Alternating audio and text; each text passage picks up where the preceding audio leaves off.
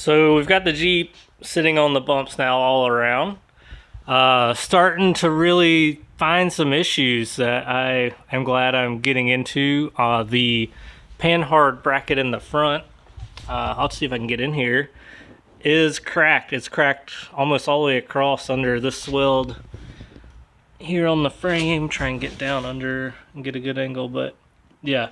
So this whole weld through here has got a little hairline crack on it, and it's kind of spread up into here. Let me see. You can just barely see it, but it's cracked here too as well, just above the radius in the factory frame, and started to kind of spider out. So a little bit of stuff to cut out there. I'll probably plate in here. This is, you know, I won't need any additional clearance above that, so I'll plate this whole thing up and span it out and gusset it up good and fix that.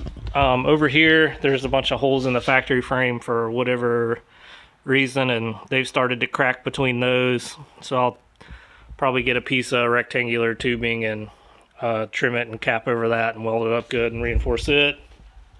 Likewise over here, there's a notch that's been taken out of the frame for clearance, articulation for the steering to clear the frame, and the weld on there is kind of not good, or at least I don't like the way it looks, so I'll cut that out and replace it.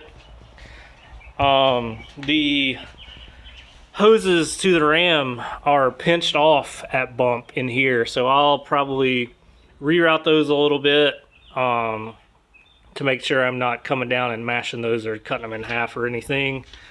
You can see here the lines. We're rubbing the grill shell. This one's almost rubbed completely through, and then this fitting over here is gnarled up pretty bad as well from rubbing in that factory grill surround. So new power steering lines, probably all around. I might as well just go ahead and replace them all while I'm at it. But yeah, that's so far what I found in the front. The back probably looks pretty different from the last time this was on video. We have cut all the sheet metal out, just about all that's coming out. Still got a little trimming to do back here around the C-pillar. To do the new cage tie-ins, I'm going to go from bolted in to welded in. But now that the floor and stuff is out, you can see the back half was built in the car for the most part, so everything's about 70 to 80% welded. And there's even a few places where it's not even fused in. So definitely going to address that.